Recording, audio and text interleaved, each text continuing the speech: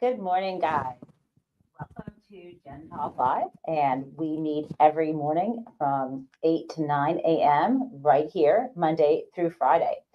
And I'm going to run through our top 10 countdown, starting with 10. Let's go. Our 10th item today is Putin. Is he threatening us? Is he threatening Donald Trump with his recent pronouncements through his surrogates? Or is he just trolling America? Why not both? Why not both? And why am I smiling? Because it's funny. It's funny that we don't know. It's funny in this sort of dark humor sort of way that, yes, we have, America, good job, elected someone who has been thought to be compromised by Vladimir Putin and really anyone who has a little shiny object to pay him. So let's take a look at the latest trolling from Russia. This comes from the TASS news service. And this is right here, an article that they put out. And yes, I did go to their website, so I guess they're now tracking my move. At any rate, so here's the headline: Trump to rely on forces that brought him to power. This is Russian presidential aide Nikolai Patrushev agreed that Trump, when he was still a candidate, made many statements critical of the destructive foreign and domestic policies pursued by the current administration, meaning the Biden administration. And now here is the byline from Moscow, November 11th, TASS news service. Let me take a sip of my coffee because this is a lot. Again, is he trolling? In his future policies, including those on the Russian track, U.S. President-elect Donald Trump will rely on the commitments to the forces that brought him to power rather than on election pledges. The forces who brought him to power. Russian presidential aide Nikolai Patrushev told the Daily Kommersant in an interview. The election campaign is over, Patrushev noted. To achieve success in the election, Donald Trump relied on certain forces to which he has corresponding obligations. As a responsible person, he will be obliged to fulfill them. Folks, that sounds like a threat to me. That sounds like a quid pro quo. Either that or it's a troll. He agreed that Trump, when he was still a candidate, made many statements critical of the destructive foreign and domestic policies pursued by the current administration.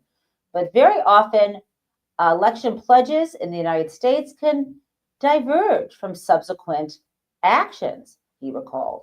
Republican Donald. Anyway, this is the message sent from Patricia, who is the number 1 aide to Vladimir Putin. So there we have it. In case Donald Trump didn't know, people want to collect on their promises. Now, this could also be an overstatement. People always want to say, I'm the one who got you elected, right? I don't know what this means. I'm just reading it to you. But what I do know, and this is going to be item number 9. What I do know, Joe Biden, Janet Yellen, Treasury Secretary, what I do flippin' know is that the United States has had power to seize, under U.S. and international law, a fuck ton of assets that the Russians have in the United States. And it's not just me saying this. Why not trust Lawrence Tribe, professor of law? And he knows this. This is what he said. Just a reminder that $300 billion in frozen Russian central bank assets is still sitting there waiting to be seized by the U.S. and allied nations for use by Ukraine. International and U.S. law permits such seizure. Now, of course, all the money isn't located here. A big chunk of that money, friends, let me remove this. Friends, remember on the after election, I was talking about Jersey, right? Where this is old Jersey, not New Jersey. This is a safe haven for Russian assets, and it is, of course, a little territory under the sovereignty of the British Crown. Hey, King Charles, want to do something about this or not? No. Okay, so we have that money sitting there. And it's not just me and Larry Tribe saying it's sitting there. There is someone else who is very, very eager to get their hands on that money. And I'm sorry, that was let me just make sure I get to, yes, here I will. Number 8, here is the person who knows why we need to seize that money. Let's play it. Є 300 мільярдів доларів російських активів. Заморожених російських активів. 300 мільярдів доларів. Україну вони зруйнували, за оцінками міжнародних інституцій, зруйнували десь біля, на сьогодні, 800 мільярдів руйнацій в Україні. Заморожених активів російських 300 мільярдів. Всі кажуть, що ви будете робити, якщо Трамп не буде вас підтримувати фінансово? Де ви візьмете зброю? You get the idea. And guys, sorry, I just saw the chat. I sound like I am in a cave. That is because my mic, instead of being clipped to my lapel, was laying on a table, thus the cave. I'm glad you like the cave effect. I don't even need Foley artists here. We can just Jen Taub's in a cave kind of thing. So that was either in Ukrainian or Russian. I'm not sure what language he was speaking there. That was Vladimir Zelenskyy reminding us of the $30 billion with a B dollars, $30 billion. We could do something. Now, there's part of me that says, let's use some logic. If the U.S. Treasury Department were to seize it now, and other nations, wouldn't just Donald Trump get his greedy, tiny little miniature hands on that money, and that wouldn't be so good. But I'm sure the U.S. government has a way to have the funds entrusted to an ally who is still an ally. There are ways to do this stuff. Where there is a will, there is a way. I swear to you, the law permits this. We don't apparently have the, intestinal fortitude to do this. And there aren't many days left. We need to flip and do it, Joe Biden. Please, someone at the White House, pay attention to what the law will allow. Okay, so now, item 7. Boy, you guys, I came to this one naturally. So let me tell you, yesterday when I'm driving home from work after teaching, I decided, and I have subscribed, because I do a lot of driving. This is Motown.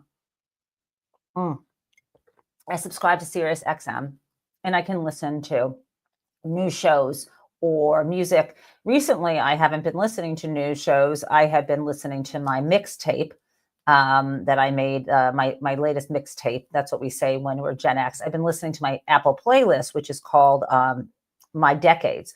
And there are different songs from every year of my life since 1966. Yes, when I was born to the present. Not just like top 10 or top 40 music, but also things that I listened to when I was old enough to choose my own stations. Now, yesterday I thought, why not turn on some cable news? And I listened to a little MSNBC, then I switched it over to CNN, and then I thought to myself, why don't you take a listen to something that right-wing media is saying? And I landed, I don't even know what station it is. I landed on this show called The Mark Levin Show. And, I started to listen, and he said something that struck me as really messed up, if true. And turns out it's not true. So let me tell you, this is, again, item 7. Item 7 is as follows. There are people, including Mark Levin, claiming that incorrectly that the Harris campaign paid Oprah Winfrey a $1 million fee to perform, or to appear on stage in Philadelphia, as well as in connection with her other appearances, like the town hall held out here in Oakland County, Michigan. I heard that on the Mark Levin Show, and I thought to myself, could that be right? That doesn't seem right. And then, lo and behold, it is not correct. Oprah made clear she did not receive any personal performance fee. Now, to the extent that funds were paid, I'm guessing, to her production company, Harpo Productions, might be because there was a stage that had to be put up there. I don't even know how much money was actually paid out to put on these various productions. I don't know what the number was, but the bottom line is Oprah did not receive any payment, not 1 cent for her appearance. And exactly, Elaine Goad said she doesn't need money. But that's what Mark Levin, this right-wing troll, was saying on his radio show, that this billionaire got paid that money. It's not true. I just want to let you know what's going on. And this is why I am so glad I turned that on. I couldn't listen for long because he turned from that lie, that defamatory statement, to randomly attacking other women who appear on television. And I had enough of him. But that was helpful to know. And the reason why I say that is helpful to know is this. Item number 6. Legacy media has underestimated the power of these right-wing, non-traditional broadcasting cable news, as well as broadcasting efforts like streaming. And I'm going to play for you something that David Folkenflik, who reports for NPR, had to say on Stephanie Ruhl's show about legacy media and where we kind of are in this misinformation echo chamber in which many people reside. Let's play it. Impressive in some ways is the way in which conservative forces have created this alternative media ecosphere that is, in a sense, the mirror image of the, what shall we say, caricature of the legacy and mainstream media that they've presented for all these decades, right? It is much of it intently created and aimed at propping up conservative forces, knocking down liberal either talking points or agendas, and discrediting them in the process in a way that the mainstream media doesn't really think of its motivation. It's not why people at the Washington Post get out of bed to report. It's not why people at Axios go and call sources, but this is what they've created. I do also think, you call it the manosphere. I was toying around this weekend. Is it sort of the Broseph podcast ecosystem? What's the right term for it? But, those weren't necessarily created expressly to do this. Joe Rogan, don't forget, back in 2019, early 2020, was palling around with Bernie Sanders. And in fact, I believe endorsed him in that race, and really evolved not from a political stance, but from a sort of pop culture position where he was talking about things that crossed his radar screen and interested him and engaged with it. And so I think there are a couple of things going on. As Charlie wrote, as Jim Vandehei, the creator and top figure at Axios suggested in the last day or so, about half of the American public doesn't look to mainstream media sources for credible information. And in some ways, they've been trained not to do so, folks have been. In some ways, media organizations, news outlets have made grievous mistakes and often been very defensive about that. And in some ways, you've seen the collapse of so much of the local news industry, these pillars of journalism locally and regionally that provided the horsepower for so much accountability journalism across the country that it's understandable. And I'm not sure the mainstream media has the capacity yet to figure out how to accommodate that. So that's a lot to take in.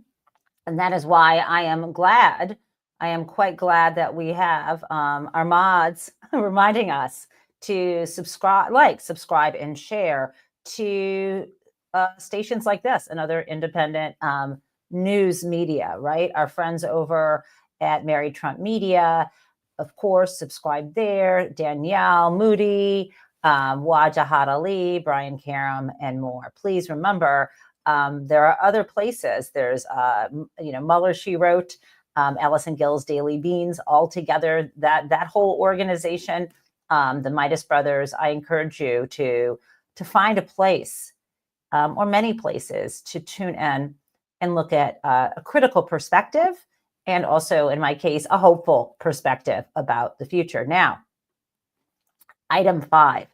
Item 5, speaking of hopeful, it is time for a little blast of good news. And here it is. So pleased to say, I guess I should blow this up a little bit for y'all. I'm so pleased to see that, yes, officially, AP has called the Senate race for Ruben Gallego of Arizona. We are making progress. We are getting through. This is not all bad news. I think the thing sometimes with people who support the Democratic Party, including Democrats like myself, we are so self-flagellating. We did well. We didn't win, but has that ever stopped members of the Republican Party? I find I used to mock people who said we had this circular firing squad, but we do. And I don't want any part of it. We made some progress. We had some defeats. And I don't think we're going to take any ground with the wrongful, unanalytical or non-analytical attacks. The thing is, when people win or people lose, those who there's a tendency to project onto any situation an analysis that will affirm your prior assumptions. I'm not going to do that. I'm just going to say, I'm going to leave that right now to the experts once all the data is in to figure out what we might have done better. But fundamentally, the fact of rampant racism and sexism in this country clearly was a huge part of the reason why Kamala Harris lost. Now, there are other reasons as well. But other than that, which seems kind of obvious to me, I'm going to wait till other people know what we can do, but I'm going to obviously celebrate the victories along the way. Now, Item 4 is something, my friends, let me just say, a lot more difficult. And I'm going to take a deep breath with this one. But it has been over 400 days since October 7th, 2023, when Hamas terrorists paraglided in and also, basically slaughtered so many innocent people living in Israel, including Israelis, and also, raped and kidnapped many young women, and including among them is Naama Levy.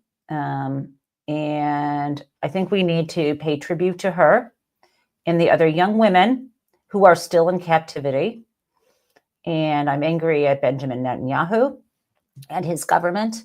And I'm frustrated with those who will justify what happened to these young women. And just to have a moment of silence for her, I want to offer right now.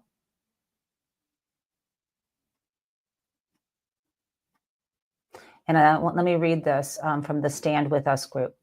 Her name is Naama Levy. She is just 20 years old from Ra'anana, Israel.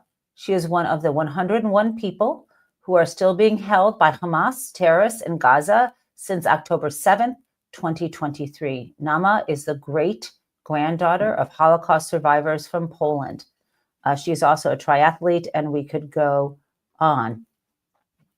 My heart breaks for her, and my heart breaks for everyone who is a victim of this war that was started by Hamas, a terrorist organization that also doubles as the political party voted in years ago, but there haven't been elections, who has terrorized and tortured people within Gaza, including, and I don't want to show you these pictures that have surfaced, including people, gay men, and including anyone who was a voice of opposition.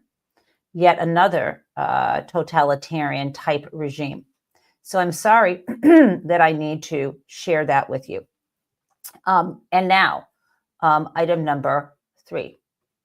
So item number 3 is something that I shared as a separate video right here on Gen Taub YouTube. I shared this yesterday, but I wanna play it for you now.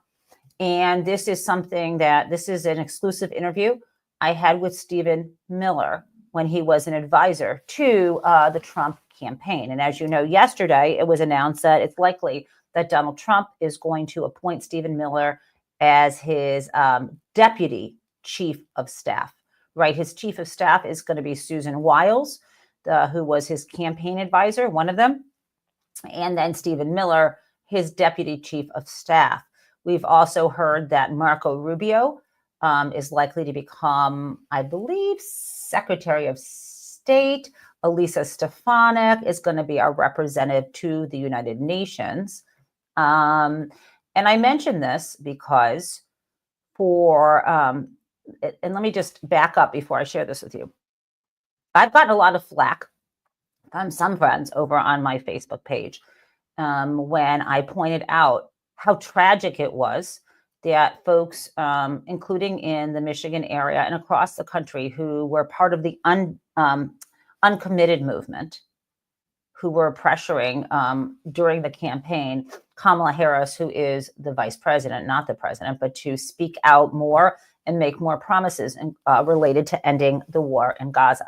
And let me make clear to you, over and over again, Harris did say that she wants to bring the hostages home, that she wants to end the war in Gaza, and that she wants to rebuild and create, a Palestinian state, right? That's what she said.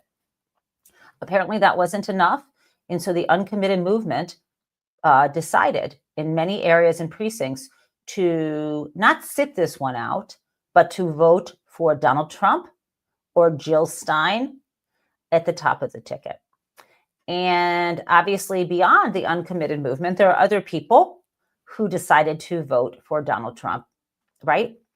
And what I have noticed is there is absolutely no inhibition from anyone I've seen to blame white women or blame white men, all of them, for the votes of, for example, even though the majority of white women, and of course, I've told you I've excluded Jewish women who have white privilege, some of whom are not white. Even if I start excluding and parsing things out, that's not the point. The point is people have no qualms about blaming all white women, even those who did not vote for Donald Trump, right? Or all white men, even those who did not vote for them. But all I did on my Facebook page is say, this is tragic that the people who were uncommitted, there are people who voted for Donald Trump and Jill Stein that I know, that I have spoken with, who actually told me they were certain that Donald Trump would be better for Gaza than Kamala Harris. This is what they said. And they didn't believe that it would be worse.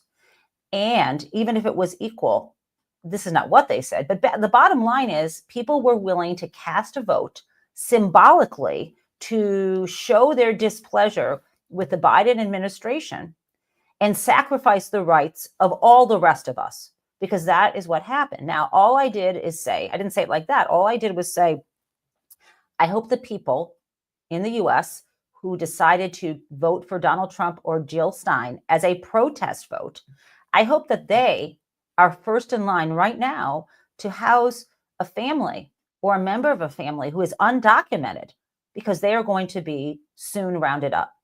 And one of my so-called friends responded to me saying, you shouldn't shame people. This was a legitimate protest vote. And I thought, how am I shaming people? This is the same person same people who have had no qualms about shaming every single white woman in America. How do you know that some of them weren't actually engaging in a protest vote of some sort? Okay, anyway, I'm just going on a rampage because I am very upset, because what has happened is not good for ending the war. It's not good for bringing the hostages home, and it does not bode well for a Palestinian state. Quite the opposite. This is tragic, and I want to show you. Anyone who thought it would be different was lying, and there are a lot of people who were lied to. I'm going to play for you. This is when I actually interviewed face-to-face Stephen Miller. This was on the floor of in the spin room in June, after the disastrous debate between Donald Trump and Joe Biden, where Joe Biden was quite out of it, and there was clearly a problem. It was either a bad night or a sign of a huge decline. And Donald Trump was also a disaster because he lied and gaslit. And this is afterward. And I was speaking with Stephen Miller. Okay, again, this is item 3. Let's play it. As a Jewish American, I'm interested in where you see the resolution. I'm a Jewish American too. Well, there you go. I'm interested in where you see the resolution to the conflict, given that we know that Hamas is not agreeing to the 3-step plan. Where, assuming there were a ceasefire and the war would end, what do you think President Trump would support a 2-state solution or not? He was asked tonight, and I didn't really hear the answer. Well, what tonight's focus was about is the war that's happening right now. Right. And I think the most important moment on that was when President Trump said, you have to let Israel finish this war. Because Biden kept saying that he didn't want Israel to finish the war. And Trump said, no, you have to let Israel finish the war. You have to let them finish the war. Can I follow up? What about, there's the Israeli government, and then there is the Israeli people. A lot of them want, at this point, as opposed to where they were in October, November, December, at this point, a lot of them understand that they're never going to fully eliminate Hamas at this point and do want a ceasefire. What about that? I'm not the one whose job it is tonight. I'm to make foreign policy happen. President Trump is the candidate. It is his platform, and he outlined what his plan is for Hamas. Okay, you heard it. Stephen Miller saying in late June that was Donald Trump's plan for Hamas, that he wants Israel to finish the war. I don't know what that definition, what that means. And keep in mind, Stephen Miller has a bigger role now. As Deputy Chief of Staff, that is his role. I think his views are entirely aligned with Donald Trump. So thank you very much, once again, for people voting against their own interest. For people who want peace, you just voted for endless war. Now, let's move now, since I have talked about some groups who have voted against their interest. I'd like to now play for you a clip of Jesse Waters from Fox News whining about not getting an invitation to Thanksgiving dinner from his own mother. And you know it's a running gag because I don't watch Fox News, although maybe I should start doing more of that after I found some of the lies that I spoke about earlier. But it's a running gag over there from what I see on MSNBC that Jesse Waters complains that his mother is always angry at what he does because she is very much a Democrat. And so here is Jesse Waters talking about his sad situation. Poor him, smallest violin in the world that I am playing now. Yep, people are taking some space in the Waters household. I'll have you know that I was not invited to my mother's house for Thanksgiving. Apparently there wasn't enough room. She said it was a scheduling situation, and then at the last second invited me to come over on Black Friday. I told her no thanks, I'll be at Best Buy. Okay. He seems a little upset, not as upset as these women you see these days on TikTok crying because the family won't let them come to Thanksgiving, saying I never did that when their candidate won. And, you know, I want you to remember that this is the fuck your feelings crowd. It seems like they won and they're the most unhappy people. These folks won and all they're doing is whining and being angry. Okay, that's where we are. And, you know, you can invite whoever you want to your Thanksgiving dinner or not. And his mother is clearly had enough. I think I saw this in the chat. Yes, Tiffany Murata, this is happening with a lot of families. Someone else said there is not enough room for his ego. That is true. Now, this has been a heavy show, but you know there is always time for Crazy Town, which will bring us to our last item.